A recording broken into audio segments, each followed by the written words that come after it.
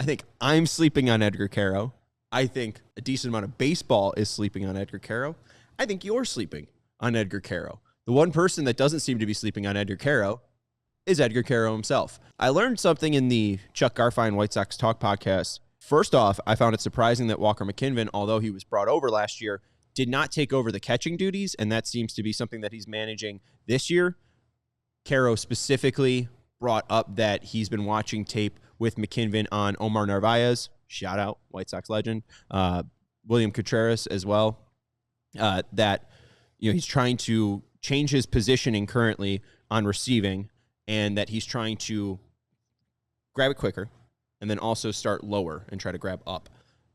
They talked a lot about the ABS, and it does seem like it's going to be mainly up to Quero and Teal, the catcher, to make that decision for the White Sox. It won't be a pitcher tapping his cap to challenge a ball and strike call. It will be up to the catcher. And Quero said they were mostly going to be strategic about it, him playing in AA and AAA with this ABS system and the challenge system.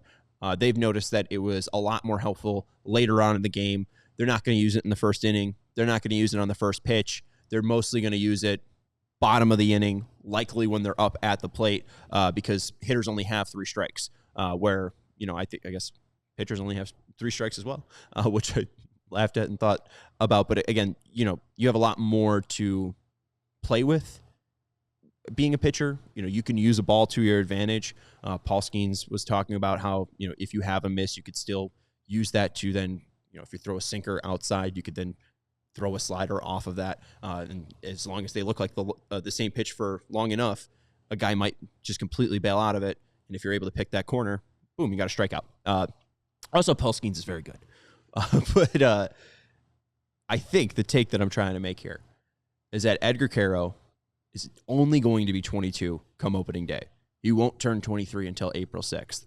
And while Teal seems to be a little bit more polished, a little bit more finished, I am absolutely surprised by the maturity of Edgar Quero.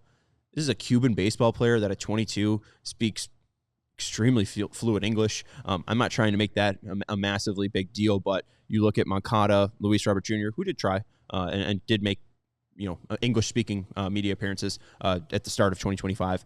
Even Aloy, could talk fairly decently, and he really, made himself very affable to the White Sox community. And I think Quero, it's not an affability, it's just such a seriousness, and he is very, very well spoken. And I was just extremely surprised with his age. It seems like a guy that is just consistently trying to get better. He talked about, the framing part specifically. He talked about going to driveline as well.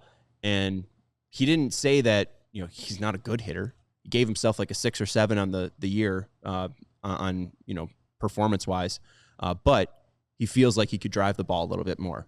But he talked about last year how, he knew at the plate you couldn't get him out, right? Like, he wasn't always necessarily going up looking for a single, double, triple, or homer. He was looking to get a hit and, not get out.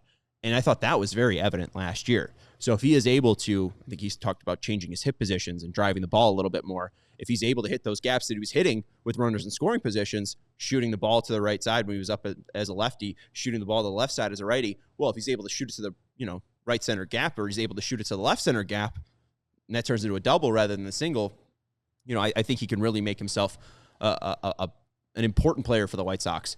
I am very excited about Quero.